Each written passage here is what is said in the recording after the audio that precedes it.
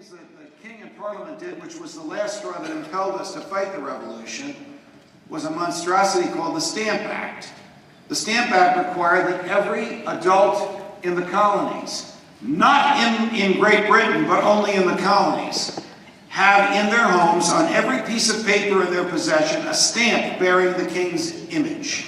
Every newspaper, every book, every legal document, every piece of correspondence, every invoice, even a poster you were going to nail to a tree or a pamphlet you were going to distribute in order to influence the outcome of an election had to have the King's stamp on it. Question: how did the King and the Parliament 3,000 miles away know if every colonist had the King's image on every piece of paper in their home? Answer: Parliament enacted the Writs of Assistance Act. This abominable piece of legislation permitted British soldiers to authorize themselves to write their own search warrants to enter a colonist's home.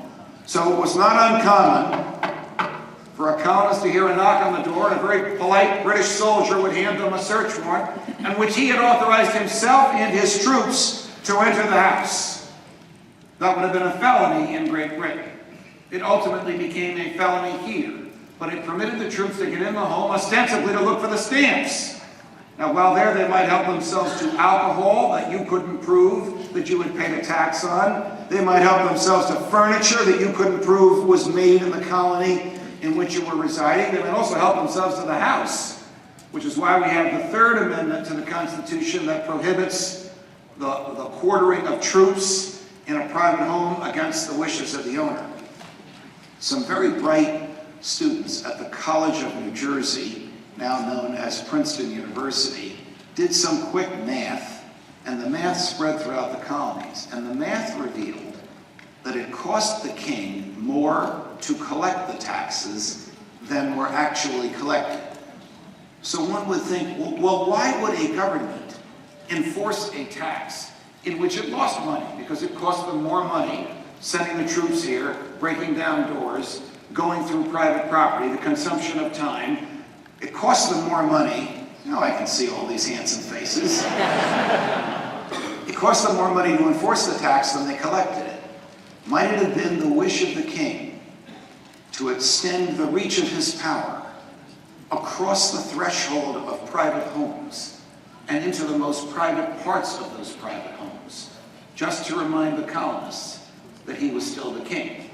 This was, of course, the last straw. The Stamp Act was rescinded. The Writs of Assistance Act was rescinded by Parliament. It was too little and too late.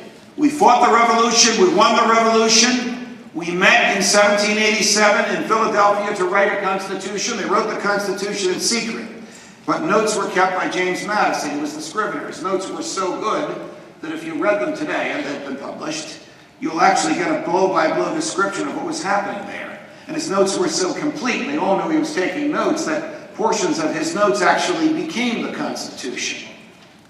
What was the first argument they had in 1787? One would think they wouldn't even argue this, but there was a big government crowd there in the presence of John Adams and Alexander Hamilton, and they wanted to argue that our rights come from the government. Their argument was that because we need the government to protect our rights, the government can decide when to shrink them and when to expand them, and therefore the government is the source of our rights. James Madison, who made the Jeffersonian argument — Jefferson wasn't there, he was the United States ambassador to France, so he was in Paris — that argument was the natural law argument. Madison basically said that, what are you guys, crazy? We just signed a piece of paper 12 years ago in which we said that our rights are inalienable and come from our Creator. If that wasn't the reason that we fought the revolution, because we weren't going to have a king reaching into our bedrooms, and we weren't going to have a parliament that we didn't vote to contribute representation to take our money from us, and we weren't going to have troops in our cities telling us how to behave, if we didn't really believe that our rights came from our humanity, then what are we doing here? And so the Constitution is enacted with the promise of the first 10 amendments, the Bill of Rights.